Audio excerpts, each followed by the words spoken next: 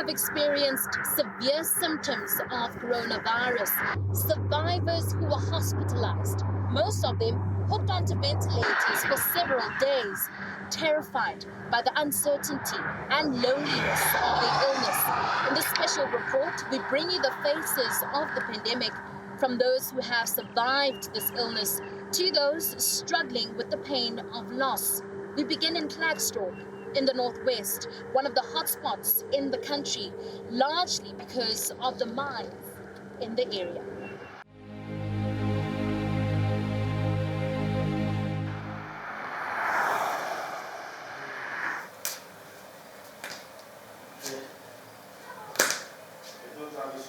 Seipati Ngwejane's morning grooming ritual has drastically changed in the past 2 months.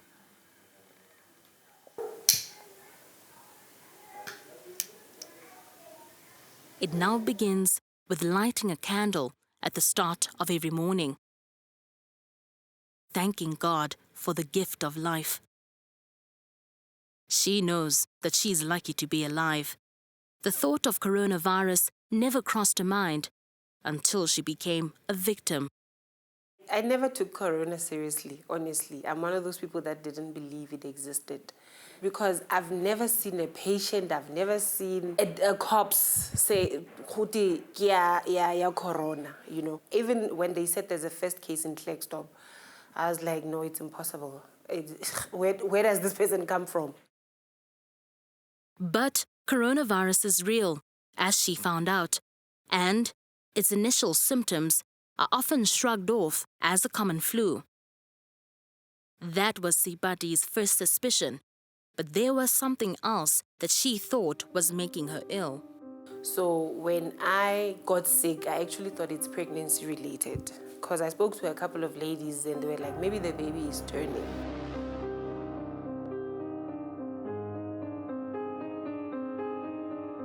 So when I went to the doctor, I was just going because I was feverish, really feverish. I was shivering.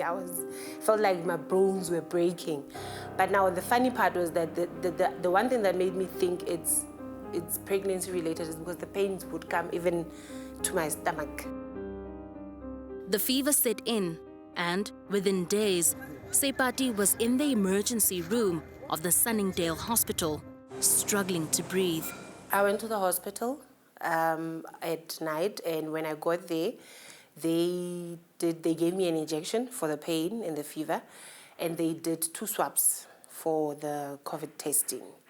And they told me, they also drew blood, and they told me that I'll get the results the next day because they said I've got symptoms. I got a call from the doctor around 12 to 1, and she said that my COVID tests were positive.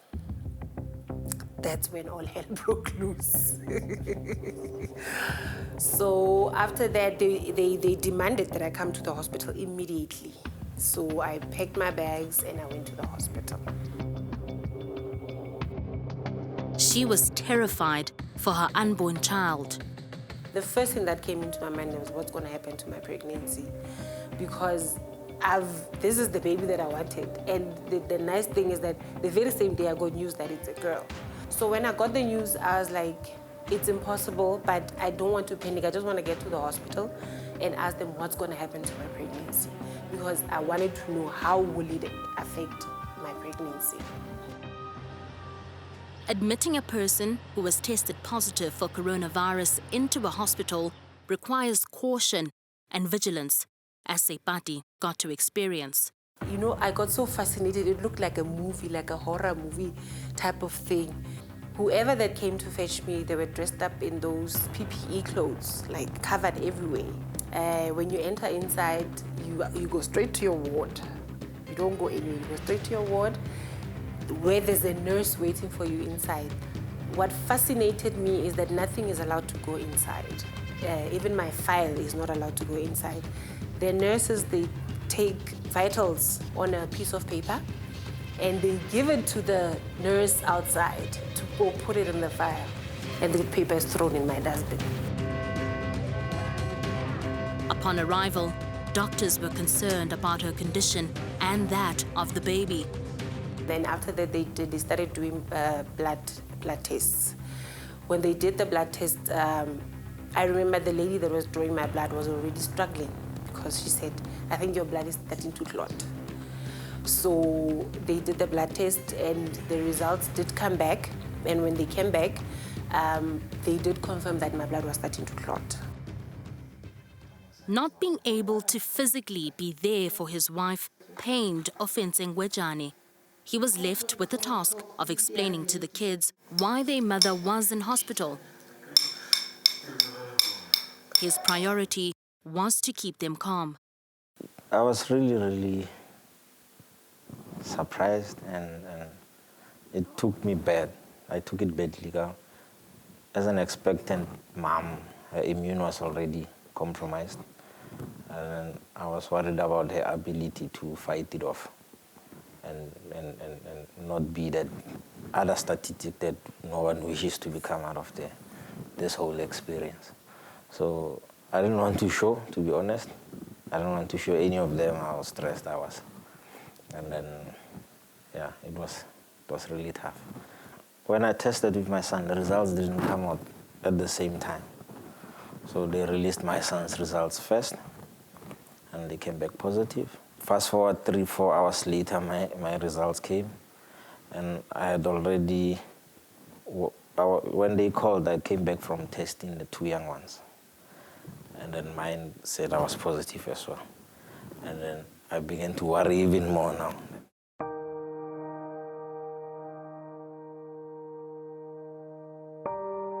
At that point, all 3 of them were admitted in one ward.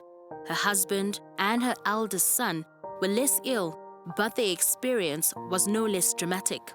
I didn't have any symptoms at all. Nothing, zilch. Me and my son didn't have any. So, yeah, that's what makes the virus deadly. This gave Seipati some sort of comfort while she faced the biggest fight of her life. Most of the days, the fever, fear, and the fatigue drowned her. The hospital part was depressing. We're not allowed to get out of the room. We have this room that has 3 beds for me, my son, and my husband, and there's a bathroom. So you're not allowed to get out. You stay in there. At least what was worse was for them because they didn't have symptoms. They were not getting any treatment. At least I was getting treatment every day, 3 times a day. The nurses would come give me my medication, injections, and whatever. The horror of being pregnant in the time of COVID-19 is overwhelming, she says. The Department of Health says it has put measures in place to protect mothers and their babies. It says that healthcare facilities have put restrictions on the number of visitors allowed in maternity wards. They have also discontinued labor partners to avoid overcrowding. The World Health Organization, on the other hand, recommends that expectant mothers refrain from taking unnecessary trips, avoid using public transport, stay away from crowds, and making contact with sick people. But just how much are pregnant women more vulnerable to respiratory viruses? Professor Salim Abdul Karim is a clinical infectious diseases epidemiologist who is widely recognized for his research contributions in HIV prevention and treatment. He currently serves as the chairperson of the Ministerial Advisory Committee on COVID-19. He says mothers who are infected with COVID-19 can pass it on to their babies. It's the how that has not been established yet. We think it's mainly during the process of childbirth. It's not clear whether it's spread inside the uterus. That's an unanswered question. We know that the virus is present in many body fluids, including blood. So it can infect babies through that means. It looks like babies who acquire this infection from their mothers are none the worse for it, that most of them seem to just recover. There have been instances that have reported adverse outcomes, but those are not due to the virus. it's due to some other reason, and they happen to have the virus. Lengweja and her family completed a successful 14 days of quarantine in hospital. Seipati's health showed signs of improvement and retesting was not required, she says. She explained that if we were to test again, our results are going to come back positive. So with the treatment that they gave us and the 14 days of isolation, the virus should be out of our system. For COVID-19 positive patients who respond well to intensive care treatment and are able to be discharged from hospital, the road to recovery can still be a lengthy one.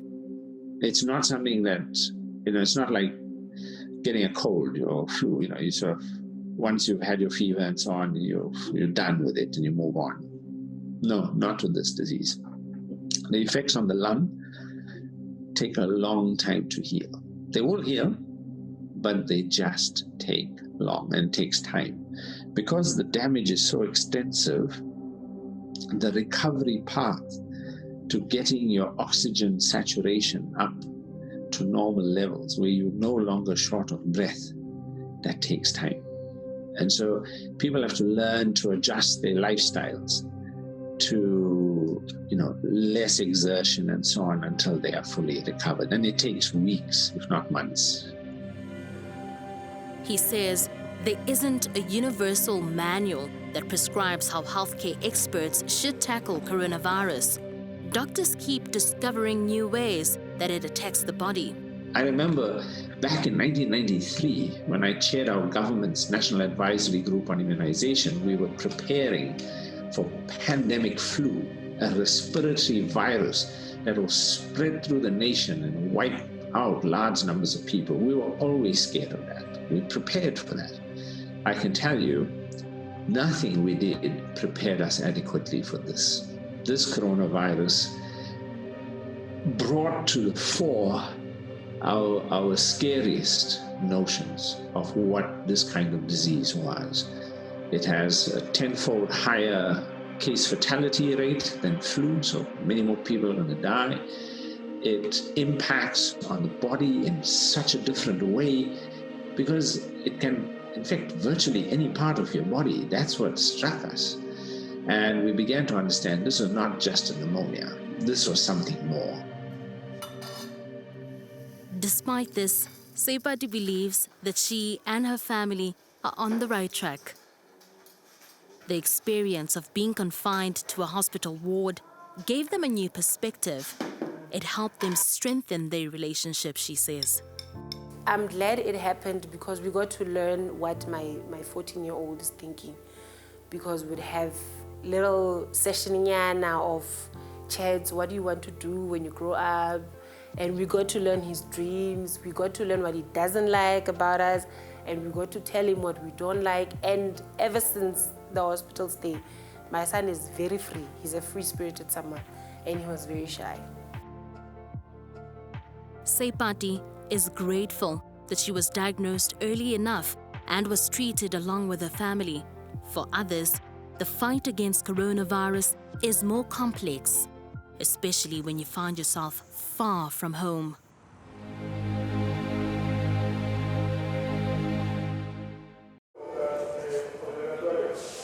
In early March, the world was just coming to grips with the global coronavirus pandemic. At the time, 28-year-old Naledi Khatebe was visiting a cousin in the UK when she realized that something didn't feel right. I woke up on the Sunday, the 15th of March, with a very tight chest that felt like somebody was sitting on my chest. If I could give you an example, it is as if somebody's sitting on your chest and you're trying to breathe and you can't fully expand your lungs to draw enough oxygen. It's something's completely restricting you from doing so. It's a compression, as though, I even told my friends, it's as if you're clamped at the bottom. Your lungs are clamped at the bottom here, and you're trying to draw air, and you're trying to get to that last bit, but you really can't. And I think when you have to it's significant, and you'll notice it when you have to notice that you're breathing, because normally you don't even think about the fact that you're breathing. It comes naturally to you. But when you have to notice that you have to put an effort to get to the bottom of your lungs, to get a full breath of air, is when you should start worrying.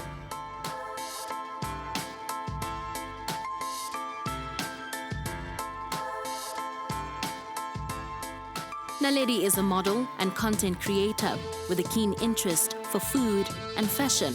As a social media influencer, she travels often, sharing her experience largely on her Instagram page, boasting more than 33,000 followers. Having paid close attention to the news, Gumede immediately suspected that her symptoms were associated with COVID-19.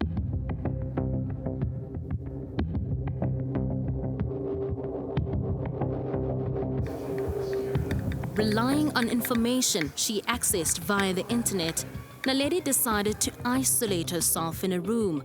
But that is harder than it sounds, she says. So we kick into like okay, fine, what do we do phase now? So the first thing we do is we separate.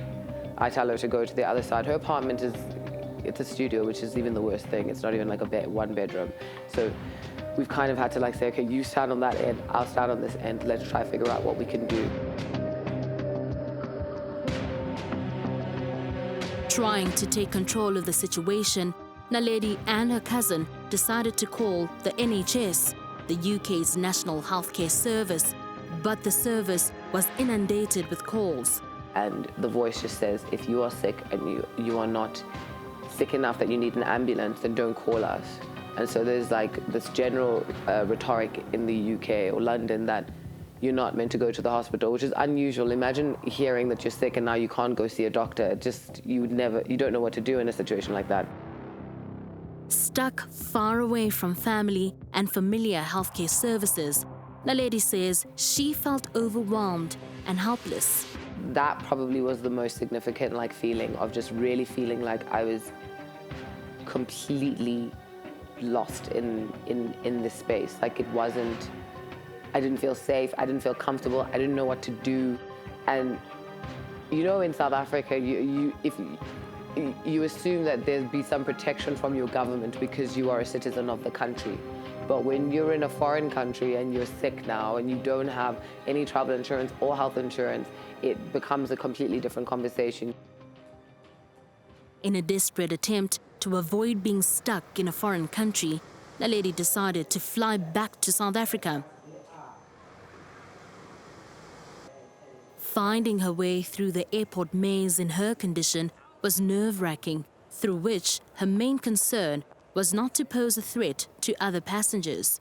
Now, it's also obviously, I'm feeling symptoms and you're about to walk into an airport with people that are going to fly in all directions, and there's obviously that fear that you're going to infect others. And so now it's what are the precautionary measures that we can take to contain if I am sick? And so I got my hands on an N95 mask, which was very lucky. I got my hands on some gloves, hand sanitizer for days. And it then became just a matter of containing myself to the point that I would not touch the same tray that the air hostess was touching if she was giving it to me, that I made sure that there was no point of contact. And at that point, even at the airport, everybody was in the same kind of space. Everybody was already now. It was interesting because a mere 4 days before when I flew, I would say that it was a lot more casual, arriving and there weren't that many masks. But by this point, because the day that I'd flown and arrived in the UK was the day that it had been announced as a pandemic, so this is 4 days after that, the energy had changed completely. Once in South Africa, Naledi and her mother rushed straight to the doctor. My mother had already briefed them on the situation, and so called them when I was outside. They opened the door for me and a nurse led me immediately to a private room, and the doctor came in to come and check my vitals, essentially.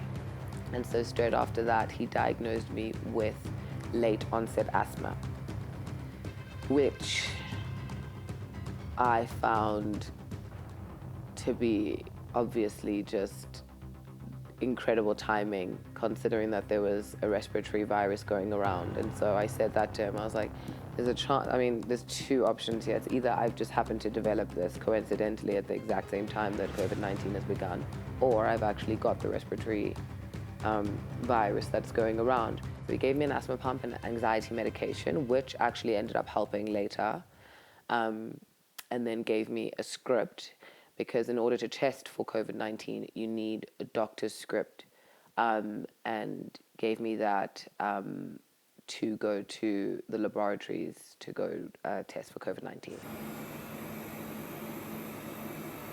She expected a 2-day wait at most, but the reality was that Naledi waited for more than a week. During those days, Naledi had been self-isolating and treating her symptoms by drinking fluids and over-the-counter medication. The uncertainty about her condition worsened her situation. That's the interesting thing about it, is that those first 8 days of isolation were probably the hardest, because it was like being in a purgatory. You don't know if you're sick. You don't know if you've made this entire thing up. You don't know, like, that's one of the greatest fears, is like, you're sitting there thinking you've probably sent everyone into a state of panic for nothing. Naledi eventually received a call confirming that she was positive for COVID-19. It was time to switch into survival mode. I had a cough that developed later, but it was dislodging phlegm from my respiratory tract, actually.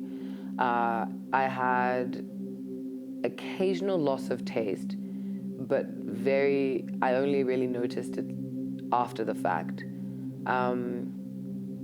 Yeah, in large part, and exhaustion to no end. Like, there was a week where I think it was like the second or third week, where I just slept the entire week. And so really what you do in that day is that you wake up with whatever symptom you had, and the most consistent, of course, for me was consistently my chest was always locked. Symptoms like the shortness of breath and breathing difficulties are one of the telltale respiratory signs of COVID-19. You get more sick from getting influenza than you do from COVID-19. More patients will feel ill. But the big difference, that one factor that distinguishes the two, is in influenza, you don't get short of breath. In COVID-19, it's a key marker. When you're just trying to walk up 2 steps and you feel short of breath, you just exert yourself a little and you feel short of breath. That's a key sign that you're dealing with COVID-19. Naledi tried several home remedies to relieve herself of tightness in her chest. She posted these videos showing her followers how on Instagram. Okay guys, so here is what I'm, taking right now. FFLucy with 100 milligrams of vitamin C and zinc very important. Again, paracetamol, Vicks, lozenges, Corenza C, my teas, and of course hand sanitizer and my asthma pump. Now it's so important. My aunt just dropped off a humidifier, which could not be a better shout, to be fair, and some kind of, it checks your oxygen somehow. Hey guys, so this is just one method of how I give myself relief when I have a very tight chest or I'm struggling to breathe a lot. So I think we can all kind of do it. So you either have a humidifier, or you can get a bowl with hot water, or you can even do it in the shower, and inside the water you put Vicks Vapor Rub, and you take deep breaths. It usually helps if you use a towel to contain the kind of steam, and it generally gives me relief from like feeling a congested chest or a very tight chest. On the 21st of March, the World Health Organization made this warning to young people, addressing the attitude they have towards coronavirus. Professor Salim says, although young people are more likely to have milder cases of the disease, they have a greater responsibility to protect those around them. In young people, most of them seem to get an asymptomatic course, a course of the disease where they have no symptoms whatsoever. And in some of them, they have mild symptoms. We have very few serious cases in young people. Below the age of 20, we see very few. In fact, I haven't seen one yet. So that gives you just some idea of how uncommon a severe form of coronavirus infection is in young people. As the coronavirus pandemic continues, many people are now taking care of loved ones who have become sick. But protecting yourself while doing so is imperative. This includes limiting contact, eating in separate rooms, and continuously disinfecting the house. You know, with isolation, you're in your room on your own, and it's luckily for me, it's just me and my mom in our apartment. So when it came to things like food, she would either leave it outside the door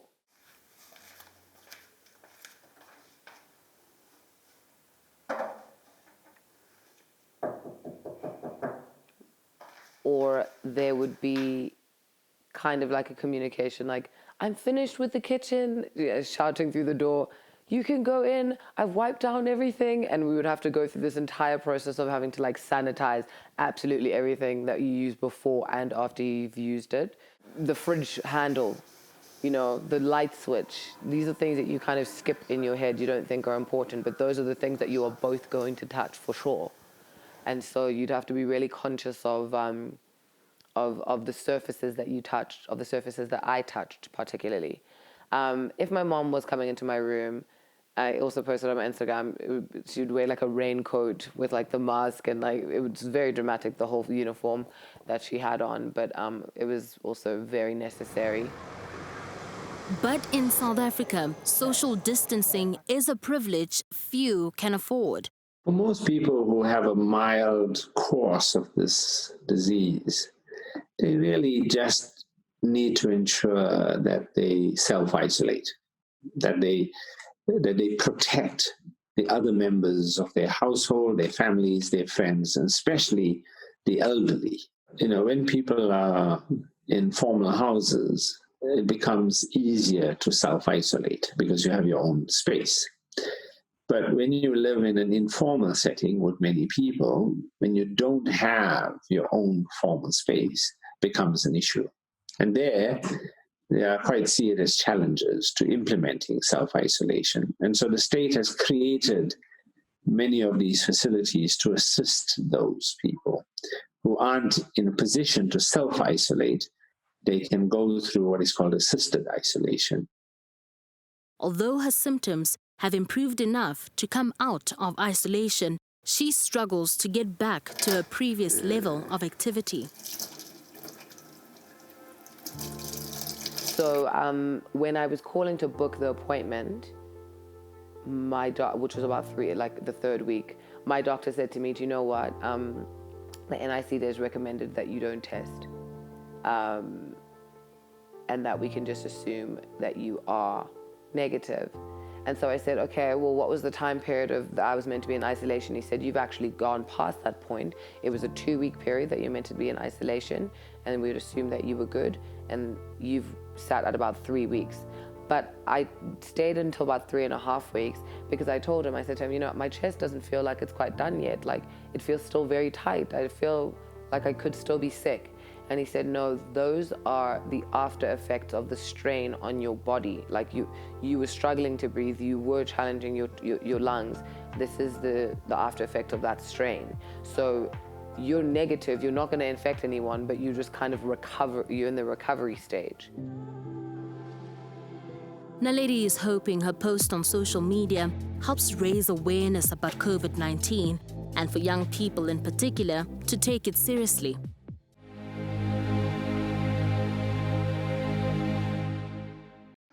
While the number of COVID-19 related infections and deaths continue to rise daily in the country, most people do get better and they survive. As the country intensifies its efforts to contain the spread of the coronavirus through awareness campaigns and mass testing, stigma in many communities threaten to derail these strategies.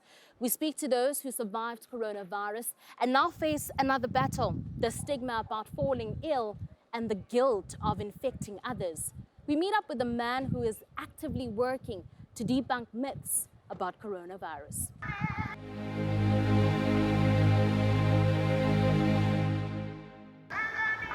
His name is Malu Stefan, a 58-year-old man who lives in Muhlabaning village in Limpopo.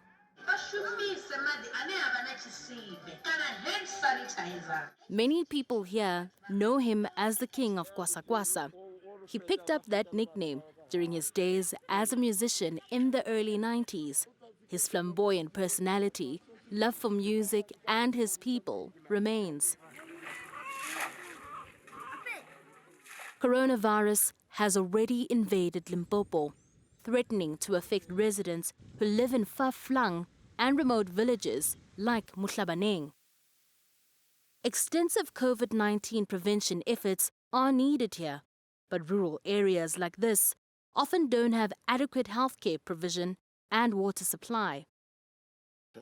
Social distancing batho ba rena bele nna ke bulela ka polelo ya bona or ibe 1.5 meter ba ska khomana ke ntwe le re bele ba go ba aware ka yona ro social distance go tshore 1.5 meters o ska ba gausu le motho mongwe ke yona ba understand and ba appreciate ntwe na ke dira kare go ngata ne ba sa ikwishitse kare mo di TV normal o kra o bulelwa ka sekgowa as I've said gore o kra batho they don't have TVs. As a concerned citizen, Malu has appointed himself as a coronavirus educator. He has branded 5 of his vehicles with COVID-19 awareness messages and mounted these speakers on each of them to spread the word. Wash your hands frequently, keep your distance, avoid large crowds, wear suitable mask, avoid touching your face. So you can see the lights. When somebody, when I'm driving, can see and start to want to know what is happening, and they will be also hearing the sound and the message that I will be spreading in Stonga, Kilovedu, Sepedi, and Venda. Malu recorded COVID-19 regulations and incorporated music to it. The final product is a message that is easy to understand, attracts the attention of villagers, and is hard to miss. The sound can go up to maybe 1 kilometer, so everybody can understand in their own language. Thereafter, because I'm starting on the bottom, from there when I'm finished, I put these things on the WhatsApp and on the Facebook, so that these people, they can understand what actually is happening. We must adhere to the COVID-19 rules in order to stay alive. If you are in poor healthcare or happen to be infected with coronavirus, survival would be a struggle. The nearest hospital is Gagapane, around 60 kilometers from Muhlabaneng. With these roads, it can take more than an hour to reach it.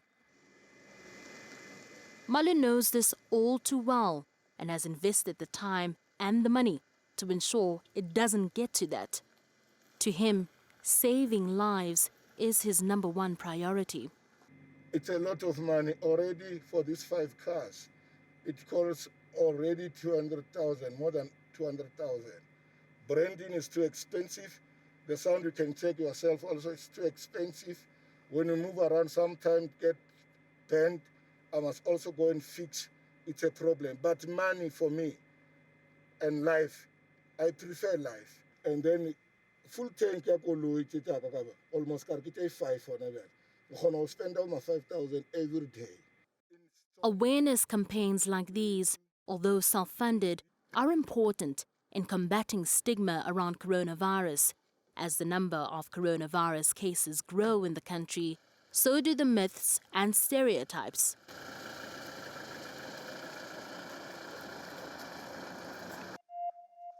Coronavirus survivor Sepati says social rejection and gossip from members of her community deeply hurt her. You know, you could sense when somebody is afraid of you, even though they're not saying it, but you can even see it from their texts. For me, the stigma, I felt it when my kids' results came back negative. And they had to be moved. The Department of Health said, I have to move my kids from the house because the nanny has to isolate at home. So I experienced it, I felt it because I couldn't take my kids anyway. The stigma was so bad that the Ngwejane family struggled to find people they trusted to mind their two youngest children while they were recovering in hospital. I experienced it, I felt it because I couldn't take my kids anyway. And I felt people are maybe scared to come close to the house or close to the kids because of we tested positive as their parents. And even after we got out of the hospital, I still feel, even now, I still feel there are people who are afraid to say it with their own mouth, but you can see that this person is really not comfortable having me around. Or they would say things like, please don't visit now. Don't come visiting now. And you're not even thinking, oh, no, we'll see you after the lockdown. Maybe we'll see you in September or when the baby is born. So you can see and you can tell that these people are scared. Her cooking business has also taken a toll. Customers aren't coming in their numbers like they used to. And those who pluck up the courage to purchase food don't act the same anymore. We walk around, we spread it without knowing. And the painful part is when somebody gets to learn that you are positive and you've been with them, and then they start acting up as if you intentionally walked around so that you wanted to wipe out their family with you, along with yours. See, that's one of the things that really, really got to me when my wife went through that. Facing stigma at a time like this is expected, and so is survivor's guilt, a symptom closely associated with emotions of trauma. This feeling consumes Naledi. So the guilt of like being sick or having COVID-19 is probably the most significant feeling that you will feel over and above the physical feeling.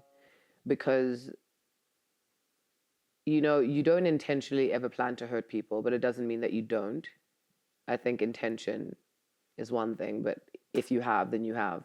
And so you just kind of sit there, and that will be kind of like the point where you feel like you're going crazy because you're sitting in isolation and you're thinking about every single moment and every single time that you touched something that somebody else could have touched. And you go through this process of like, it's like an immense like self-flagellation of sorts. And at some point it actually did.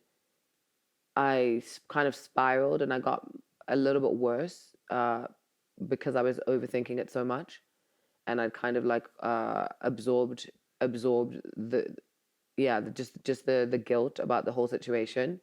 But then I also had to scale it, and I did have conversations with a psychologist, and I put it up on my IGTV, just to really unpack what it was that I was going through. And she very much she made a couple of points that I thought were really important, where she said, somebody else also made you sick and they didn't intend to. And it's not like you're walking around hating them. And it's true, because I know that it wasn't intentionally done. Professor Salim says social behavior and interactions change for those who have had the virus. So it's not made easy when in the community people with this viral infection are stigmatized. And it actually, it reflects more an uncalled for reaction. I can understand it because people are scared.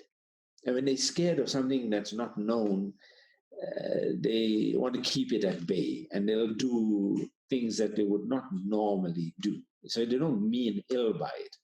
But when they do it, it really is hurtful. It's hurtful that people have to deal with the stigma in this way. Full recovery cannot be achieved without overcoming the emotional burden of surviving. Naledi believes that where possible, COVID-19 survivors should channel their feelings towards community building and self-improvement. a sentiment echoed by many South Africans.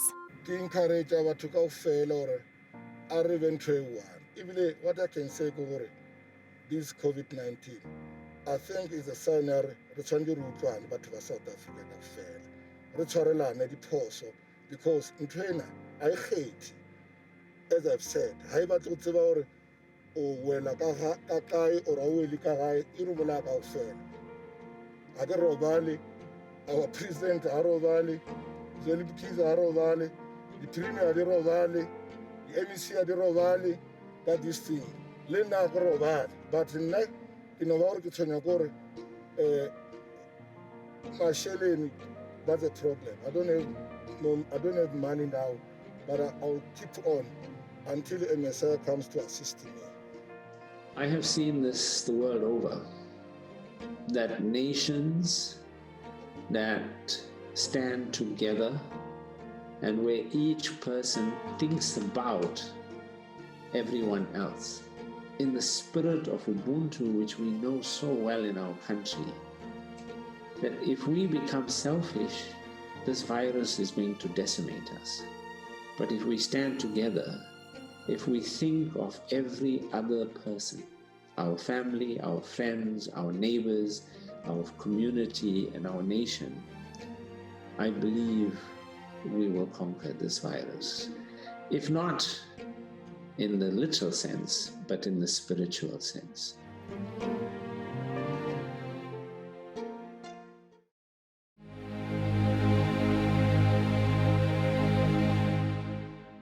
Dealing with the loss of a loved one at any time is distressing.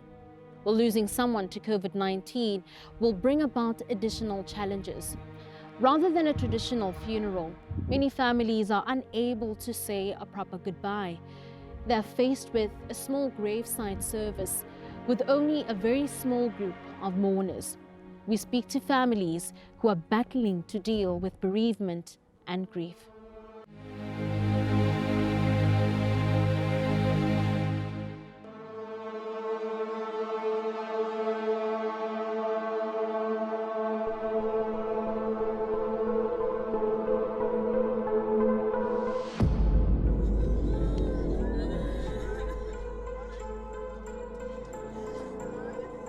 Paying your final respects to a loved one is a ritual that goes beyond social and cultural differences. Funerals offer a chance at a lost goodbye and an opportunity to sometimes say things that have been left unsaid.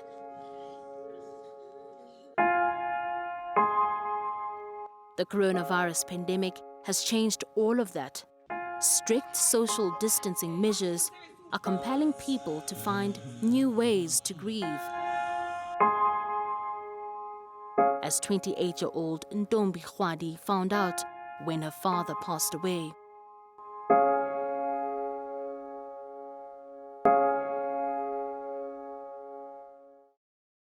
Her father, 53-year-old Milton Khwadi, died on the 11th of May from coronavirus. His funeral felt both overwhelming and incomplete, she says. Nani ke re corona ha teng what? Nani ke putsa coronavirus ha iyo. Like I nani ke sa tshepa bon. Ne ke sa tshepa ke re maybe nana le fever or something. Ne go le bodute thata. Funerally o itse e set but e le nedi worse. Kono bona le batho like ne ba se sharp and ne really few fela ke na itse ke ntshengeng. And utlo bona fela ka the neighbors di dutse kontle ba like wa bona hore topic ke ka papaka because but never pay di just go to tell it's white tsa plastic ba le ba mshari and stuff le ma police I coverile yo ne se sharp.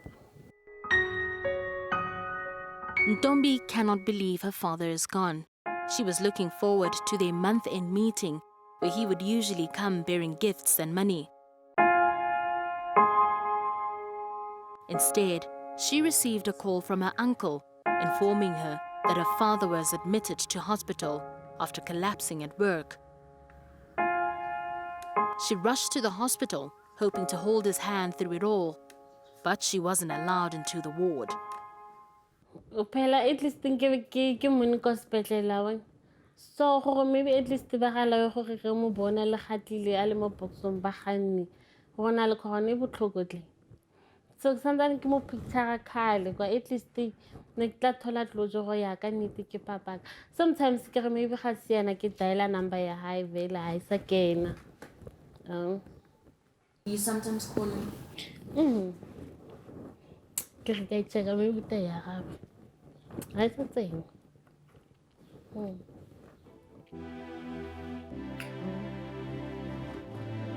None of her family members disclosed what was wrong with him. She also got nothing from the doctors.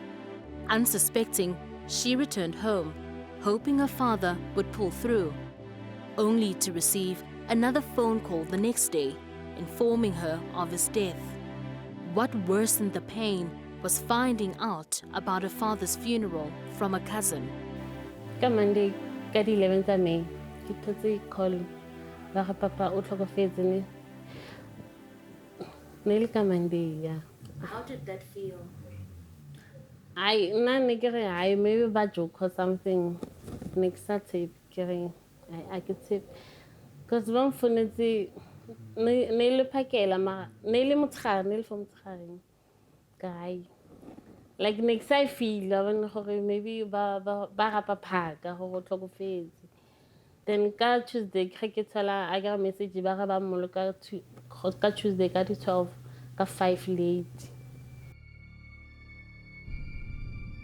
And then when ke botsa ka 12 and then go ya maboloka and then ke lockdown and happen next na le tšhelete ya go namela yo ne disaster. So mara abuto mongwe go thusitse a re tseya thomi a butaka a re sa ko teng re tsile mo gae ka 4:30 ba moloka ka 5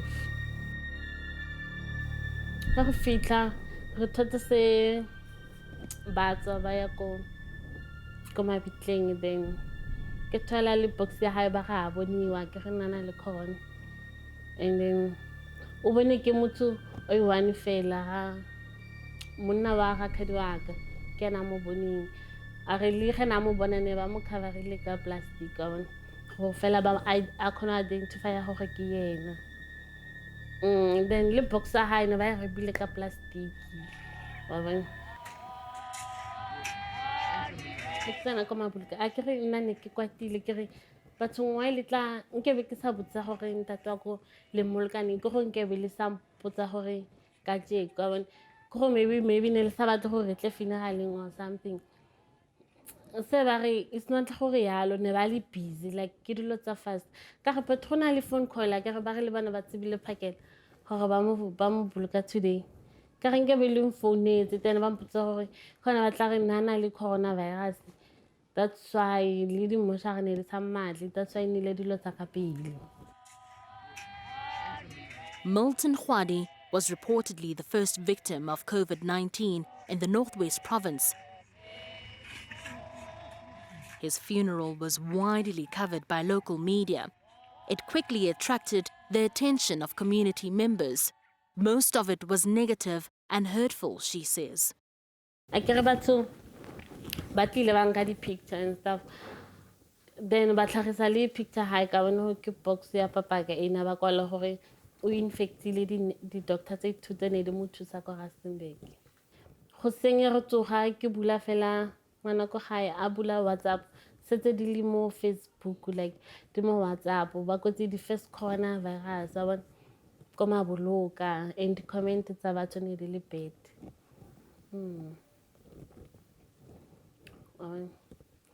Kana ka ne e botlhoko ne le botlhoko ka ne ba bane ba re corona e tlile ko maboloka ba e tlile ke papa ka eno ba bang ba re mathata a thomile ko maboloka and a ba tsebe gore papa ka na dula ko Pretoria. Ntombi is alone in her process of grieving. Her parents separated, which makes confiding in her mother uncomfortable. Most of the time, she takes strolls around her rural neighborhood to be alone with her thoughts and pain. She resents her uncle for keeping her father's death and funeral service a secret. This is despite them insisting that it was in her best interest. She is also unemployed and has lost the only person who was supporting her financially. She has applied for the COVID-19 relief grant, but says she hasn't received anything yet. Akisebetsi. Akisebetsi no. Ne sapota ke papa. No hati. No akisebetsi. Lungana ko haya akisebetsi. Ndombi feels isolated, a feeling experienced by many who have been infected or affected by the disease. Mostly, she misses the simple father-daughter connection. Ne ke gopola voice ha fe.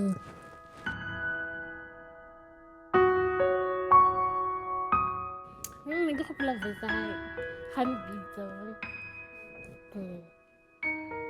Han pizza film.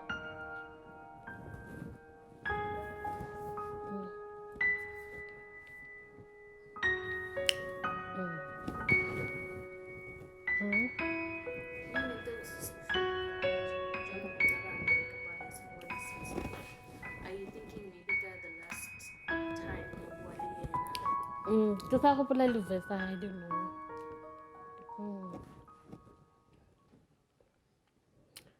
know. Last conversation now.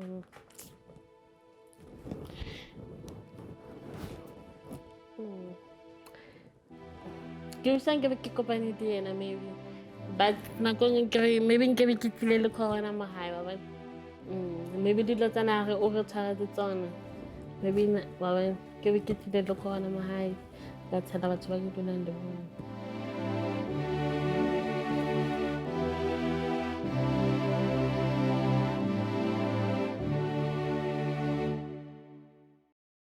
Experts estimate that as many as 70% of South Africans will contract the novel coronavirus, meaning millions of families will have experiences that mirror those of the Ngwechane, Khatebe, and Khwari families. And while the advice from experts to self-isolate might be an effective preventative measure against coronavirus, it is called comfort for those grappling with severe coronavirus symptoms or the death of a loved one. For Newzroom Afrika on Channel 405, I'm Busisiwe Gumede.